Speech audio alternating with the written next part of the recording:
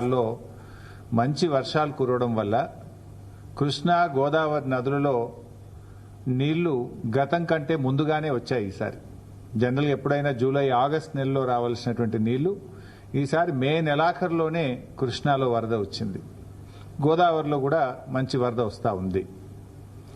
ఈ వరదను ఒడిసిపట్టి రిజర్వాయర్లు, చెరువులు, చెక్ డ్యాంలు నింపుకోవాల్సినటువంటి ప్రభుత్వం ఇవాళ చోద్యం చూస్తూ ఉంది. బ్రహ్మాండమైనటువంటి వరద వస్తూ ఉంది. మొదటి పంటకు కూడా ఇవాళ సకాలంలో నీళ్లు ఇచ్చేటువంటి అవకాశం ఉంది. జనరల్గా ఎప్పుడైనా మనకేమైందంటే కృష్ణాలో జూలై ఆగస్టులో నీళ్లు రావడం వల్ల మొదటి పంట పోతుంది, కేవలం రెండవ పంటకు మాత్రమే నీళ్లు ఇస్తూ ఉంటాం. కానీ ఈసారి మే నెలాఖరులోనే నీళ్లు వచ్చినాయి.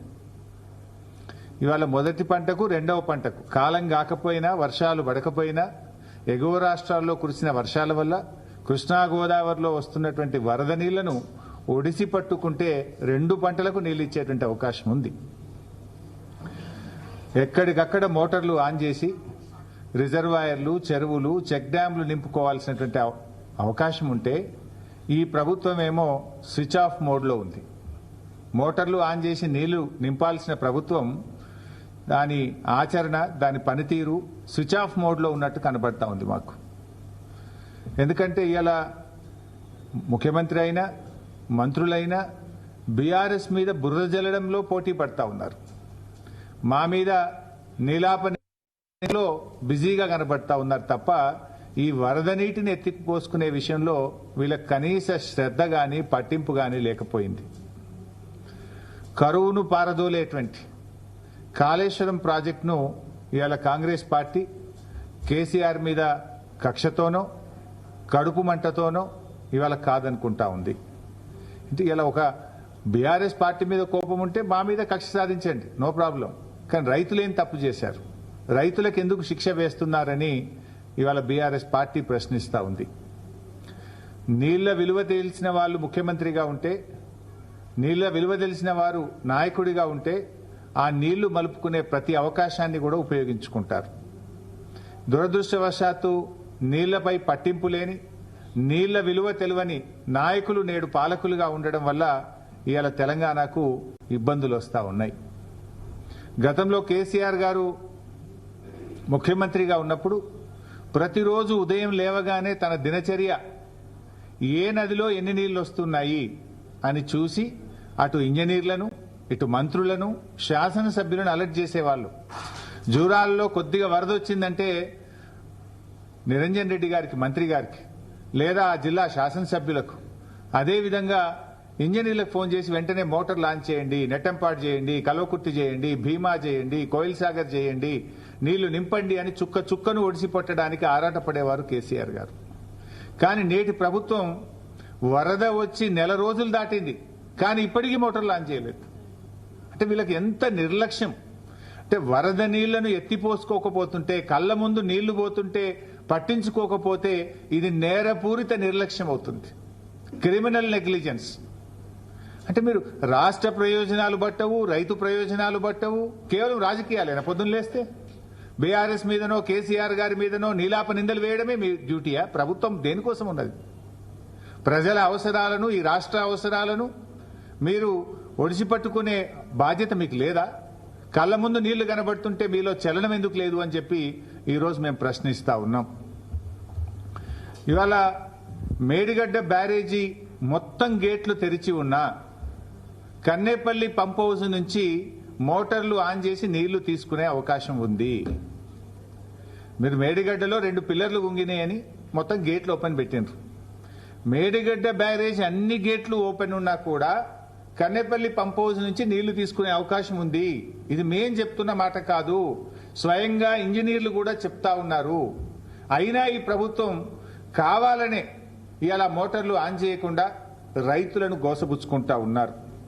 ఇవాళ పంప్ హౌస్ మోటార్లు ఆన్ చేస్తే గోదావరిలో వచ్చిన వరద వచ్చినట్టు నీళ్లు తెచ్చుకునే అవకాశం ఉంది.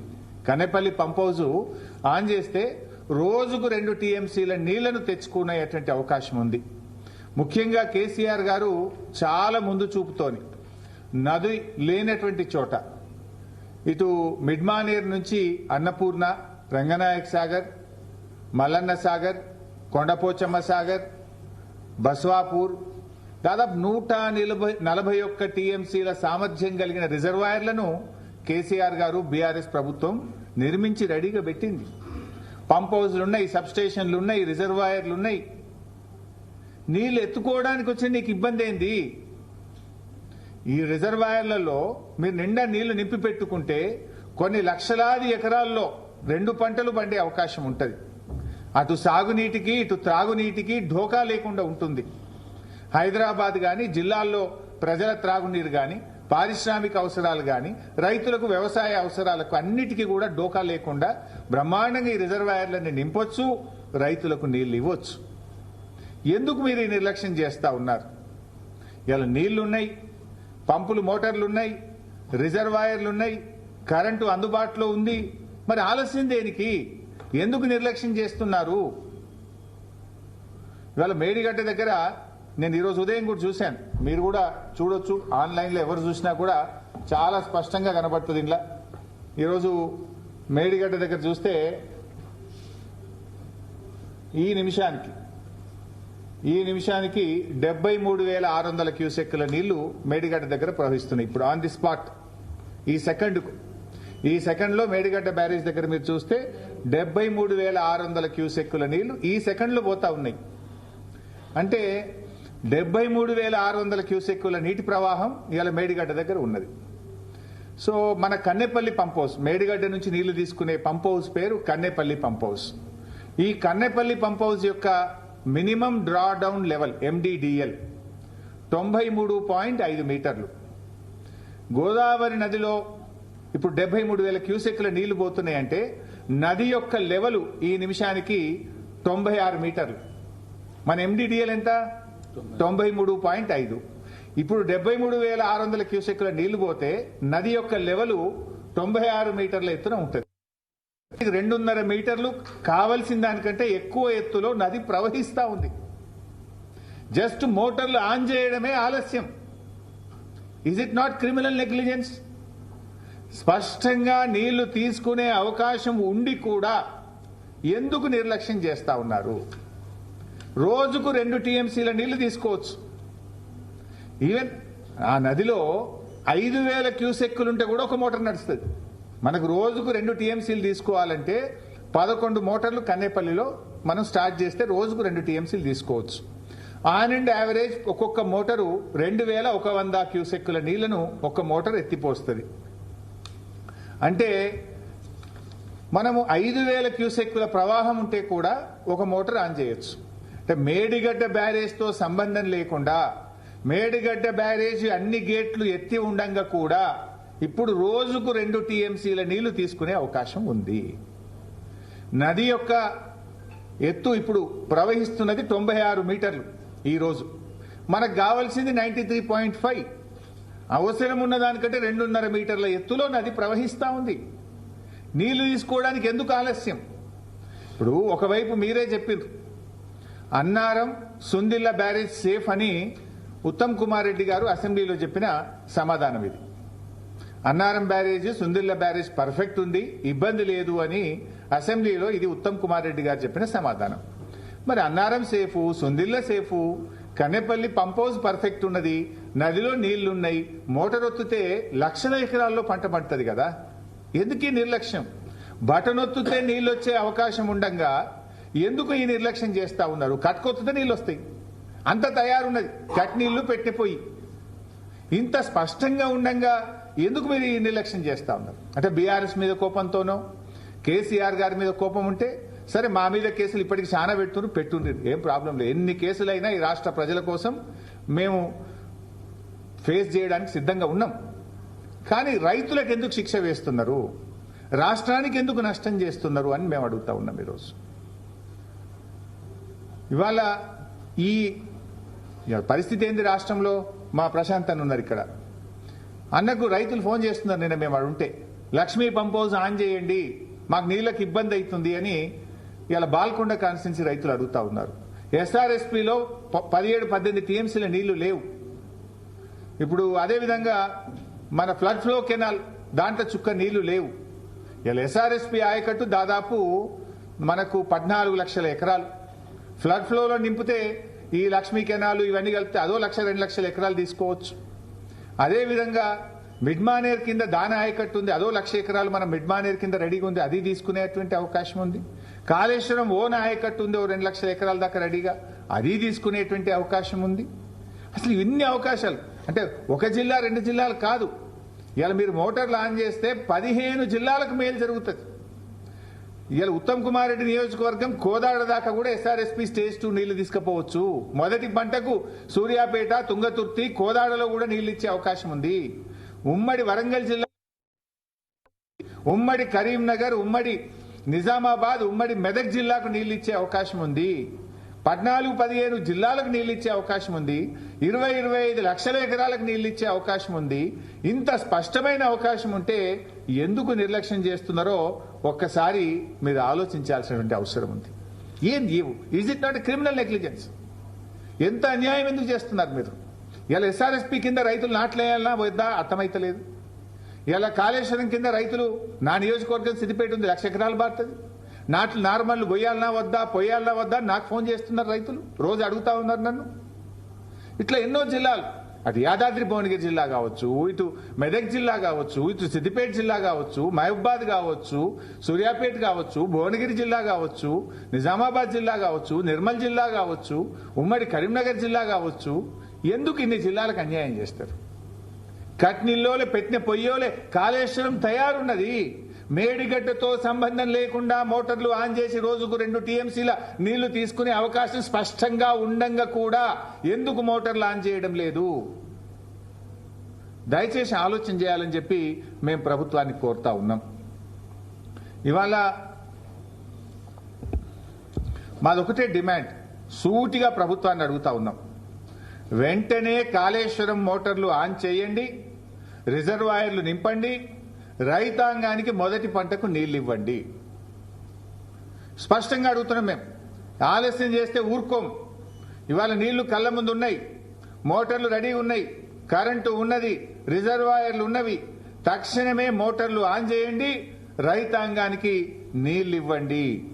లేదంటే మాత్రం స్వయంగా కేసీఆర్ గారి నాయకత్వంలో లక్షలాది మంది రైతులందరం కలిసి కన్నేపల్లికి కదులుతాం, మోటార్లు ఆన్ చేస్తామని చెప్పి ప్రభుత్వాన్ని హెచ్చరిస్తా ఉన్నాం. మేం మాత్రం చూస్తూ ఊరుకోం. రైతులకు నష్టం జరిగితే బీఆర్ఎస్ పార్టీ ఊరుకోదుగాక ఊరుకోదు. మేము వదిలిపెట్టాం ఈ ప్రభుత్వాన్ని. ప్రజాశక్తిలో ఉన్న బలమేందో చూపిస్తాం.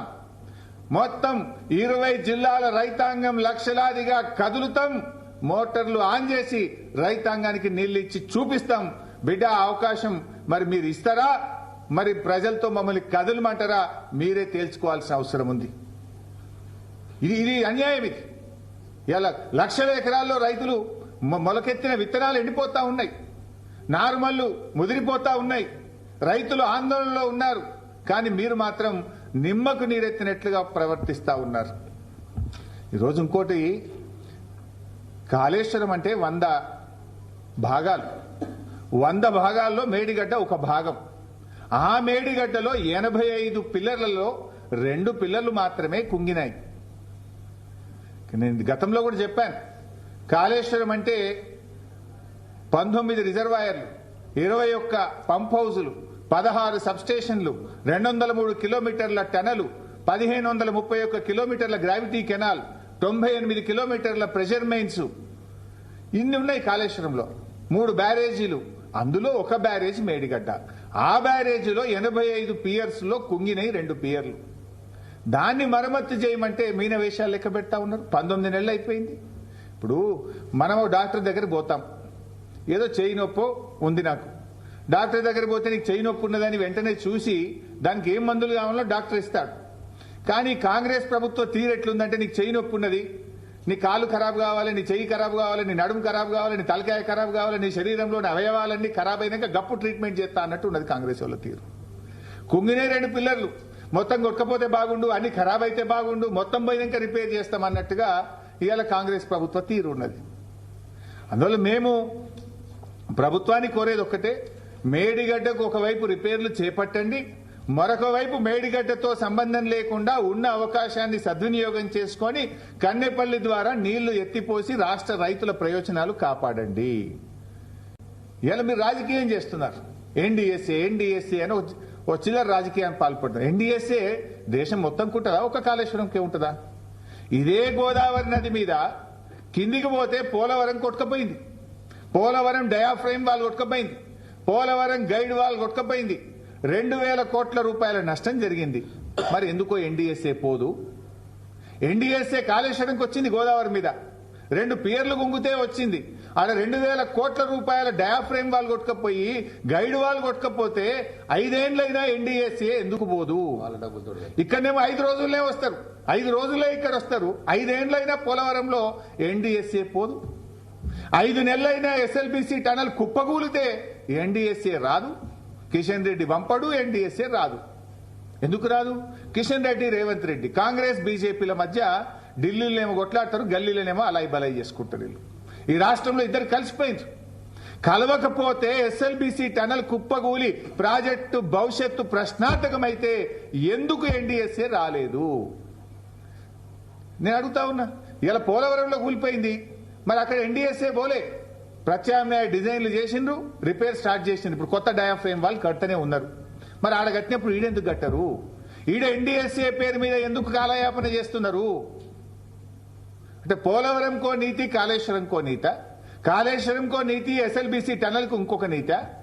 ఇదంతా చిల్లర రాజకీయం చేస్తున్నారు. ఇలా ప్రజలకు కూడా అర్థమైపోయింది. కాంగ్రెస్ పార్టీ రైతు ప్రయోజనాల కంటే, రాష్ట్ర ప్రయోజనాల కంటే చిల్లర రాజకీయాలకు ప్రాధాన్యత ఇస్తా ఉంది. దయచేసి ఎన్డీఎస్ఏను ఎన్డీఏ ప్రభుత్వం రాజకీయ సంస్థగా మార్చొద్దని, తక్షణమే మరమ్మతులు చేపట్టాలని చెప్పి కూడా మేము డిమాండ్ చేస్తా ఉన్నాం. నీళ్ల విషయంలో సగటు తెలంగాణ రైతు ఎట్లా ఆలోచిస్తాడో పాలకులు కూడా ఆ రకంగా ఆలోచించారు. ఒక రైతు తన బోర్లో నీళ్ళు అయిపోతాయి, బోర్ ఎండిపోతుంది, ఏం చేస్తాడు? వెంటనే ఇంకొక బోర్ అన్నేస్తాడు, లేదా ఆ బోర్ను ఇంకో 100 మీటర్లు ఫ్లషింగ్ చేసి లోతు కొట్టైనా నీళ్లు తెచ్చుకొని పంట పండించుకునే ప్రయత్నం చేస్తాడు. అట్లా ఒక సగటు రైతుగా ఆలోచించండి. తక్షణమే మేడిగడ్డకు మరమ్మతులు ప్రారంభించండి. మరొక వైపు ఉన్న అవకాశాన్ని మేడిగడ్డతో సంబంధం లేకుండా మోటార్లు ఆన్ చేయండి, రైతాంగంని కాపాడండి అని చెప్పి మేము కోరుతా ఉన్నాం. ఇప్పుడు అన్నదాతకు ఒక అక్షయ పాత్ర లాంటిది కాళేశ్వరం ప్రాజెక్టు. హైదరాబాద్ దాహార్తిని తీర్చడానికి ఒక ఆపద్బాంధు లాంటిది కాళేశ్వరం ప్రాజెక్టు. కాళేశ్వరంను మీరు తక్కువ చేసి చూపిస్తానో, కాళేశ్వరంను పక్కకు పెట్టి మీరు రైతులకు అన్యాయం చేస్తే రేపు కాంగ్రెస్ కథ కంచికి చేరక తప్పదు అని చెప్పి మేము హెచ్చరిస్తా ఉన్నాం. అదేవిధంగా అంటే ఇప్పుడు మీరు గోదావరి గురించి నేను మాట్లాడినా, గోదావరిలో కాదు కృష్ణాలో కూడా అదే చేస్తుండే ఈ పుణ్యాత్ముడు, ఈ ముఖ్యమంత్రి. ఎంత అన్యాయం అంటే I will give you example. నేను పాలమూరు బిడ్డ అని పెద్ద మాటలు మాట్లాడతాడు. పాలమూరు జిల్లా ప్రజల నోరు కొడుతుండు, కడుపు కొడుతుండు రేవంత్ రెడ్డి. ఇలా శ్రీశైలంలో వరద ఎప్పుడు వచ్చిందండి? మే 30వ తారీఖున శ్రీశైలంలో వరద వచ్చింది. మే 30th శ్రీశైలంలో వరద వచ్చింది. ఇవాళ ఎంత? జూలై 6. ఇప్పటికి 36 రోజులైంది శ్రీశైలంకు నీళ్ళు వచ్చి. బహుశా ఇవాళనో రేపో శ్రీశైలం గేట్లు ఎత్తేస్తారు నిండి. 36 రోజులైనా కల్వకుర్తి మోటార్లు ఆన్ చేయలే ఇప్పటిదాకా.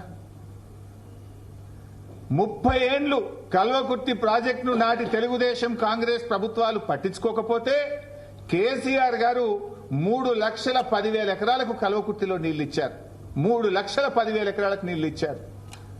36 రోజులైంది శ్రీశైలంలో వరద వచ్చి. ఎందుకు కల్వకుర్తి మోటార్లు ఆన్ చేయరు? ఎందుకు మొదటి పంటకు నీళ్లు ఇయ్యరు?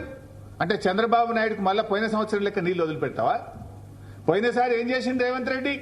కృష్ణా నదిలో తెలంగాణ రాష్ట్రం ఏర్పడ్డ తర్వాత అతి తక్కువ నీళ్లు వాడుకున్నది రేవంత్ రెడ్డి ప్రభుత్వం. 65 టీఎంసీలు ఆంధ్రప్రదేశ్ కు గురుదక్షిణ కింద చంద్రబాబుకు దారదత్తం చేసిండు మిస్టర్ రేవంత్ రెడ్డి. ఎందుకు ఇచ్చిన 65 టీఎంసీలు?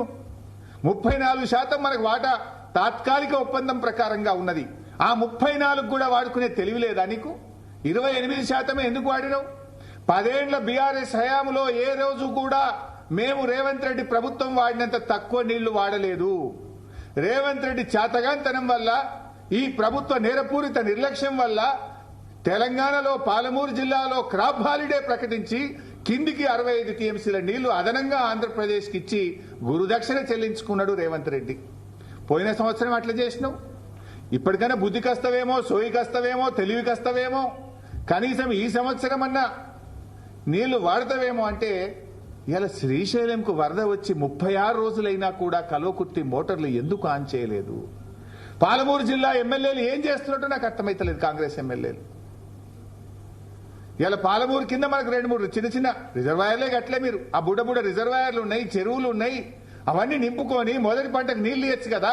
రైతులకు ఈ పంటకు నీళ్లు ఇస్తామని అనౌన్స్ చేసేస్తే నార్లు పోసుకుంటారు, విత్తనాలు వేసుకుంటారు, బ్రహ్మాండంగా 3,10,000 ఎకరాల్లో పంట పండుతుంది కదా.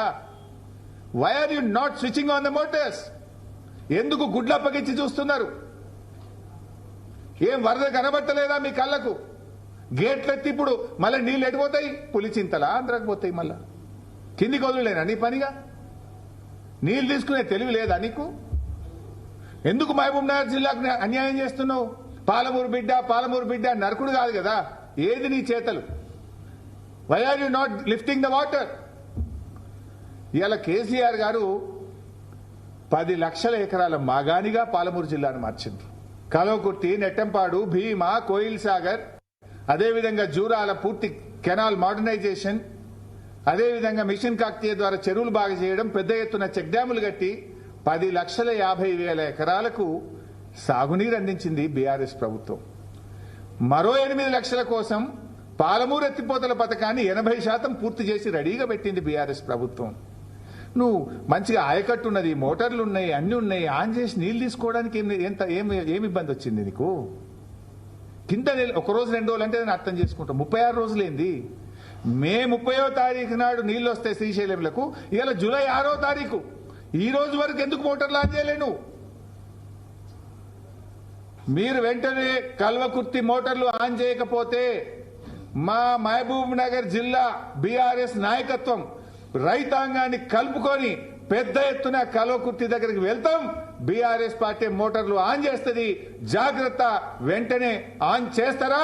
రైతుల్ని తీసుకొని ప్రజా ఉద్యమానికి బయలుదేరమంటారా? మీరు ఆలోచించుకోవాలని చెప్పి హెచ్చరిస్తా ఉన్నాం. అదేవిధంగా మిగతాయి కూడా చూస్తే కల్వకుర్తి ఇట్లున్నది. అదే మహబూబ్ నగర్ జిల్లాలో భీమా ప్రాజెక్ట్. భీమాకు మనం జూరాల నుంచి నీళ్లు ఎత్తుతాం. ఎప్పుడు వచ్చినాయి జూరాల నీళ్లు? 20 మే 2025. 20 మే 2025లోనే మొదటి వరద వచ్చింది జూరాలకు. అది ఫస్ట్ టైం తొందరగా వచ్చినాయి నీళ్లు. 20 మే 2025 వస్తే భీమా మోటార్లు ఎప్పుడు ఆన్ చేసిండ్రు వీళ్ళు? బీఆర్ఎస్ మా స్థానిక బీఆర్ఎస్ నాయకత్వం మహబూబ్ నగర్ జిల్లాలో అడగంగా ప్రశ్నిస్తుంటే 12/6/2025 ఒకటి స్టార్ట్ చేసిండ్రు, 6/6/2025 ఒకటి స్టార్ట్ చేసిండ్రు. అంటే దాదాపు 22 రోజులు ఆలస్యంగా స్టార్ట్ చేసిండ్రు. ఒక్కొక్క చుక్క ముఖ్యం. కేసీఆర్ గారు ప్రతి నీటి చుక్కను ఒడిసిపట్టే ప్రయత్నం చేసిండ్రు. అందుకే చెరువులు బాగా చేసిండు, చెక్ డ్యాములు కట్టిండు, రిజర్వాయర్లు కట్టిండు. వెంటనే వరద రావడానికంటే ముందే కర్ణాటకలో నీళ్లు ప్రారంభమైనాయి అంటే కేసీఆర్ గారు ఇంజనీర్లకు ఫోన్ చేసి అలర్ట్ చేసేవాడు.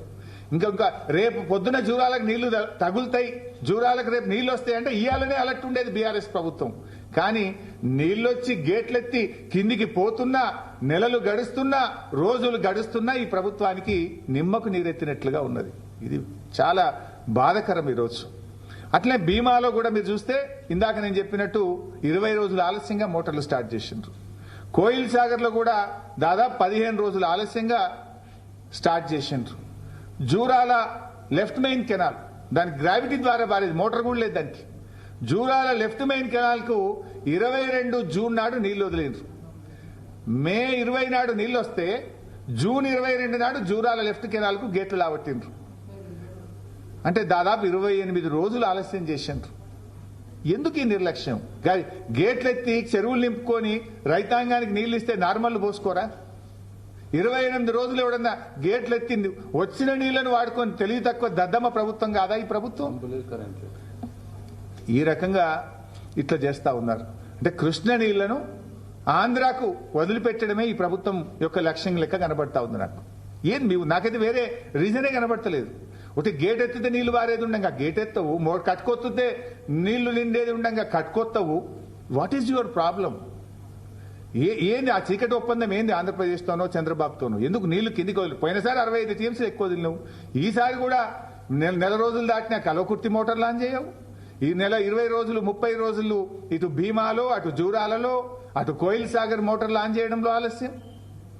అంటే బాధ కలిగేది ఏంటంటే క్రాప్ హాలిడే ప్రకటించింది పోయినసారి నెట్టంపాడి కింద మహబూబ్నగర్ జిల్లాలో. క్రాప్ హాలిడే ఇక్కడ ఇస్తాడు, 3వ పంటకు ఆంధ్రాకు నీళ్లు వదులుతాడు రేవంత్ రెడ్డి.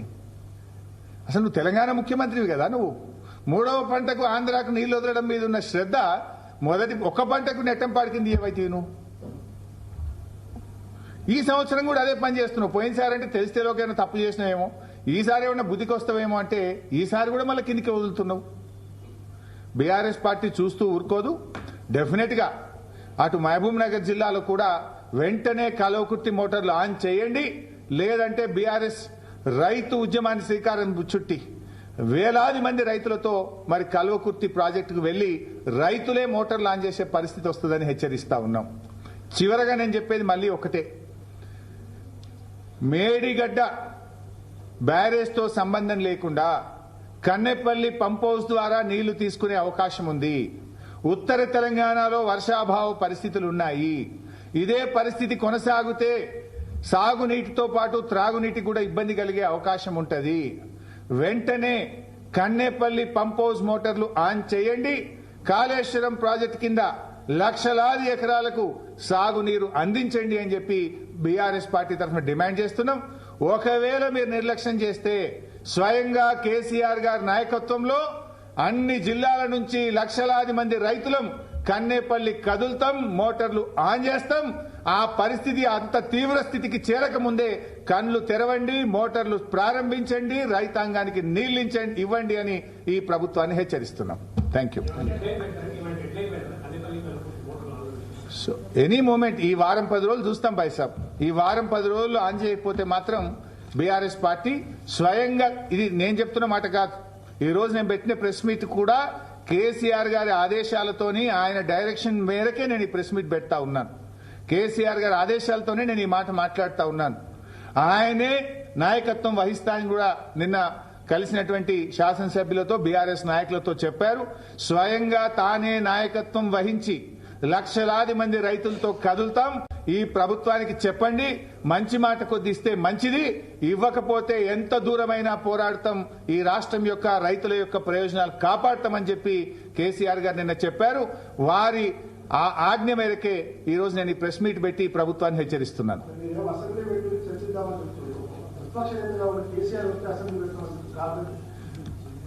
ఆ కోమటిరెడ్డి వెంకటరెడ్డి చెప్పిండు, రేవంత్ రెడ్డి స్థాయి హరీష్ రావు కేటీఆర్ సరిపోతాడని మొన్న ఆయన సహచర మంత్రివర్గ సభ్యుడు కోమటిరెడ్డి వెంకటరెడ్డి గారు చెప్పిండు.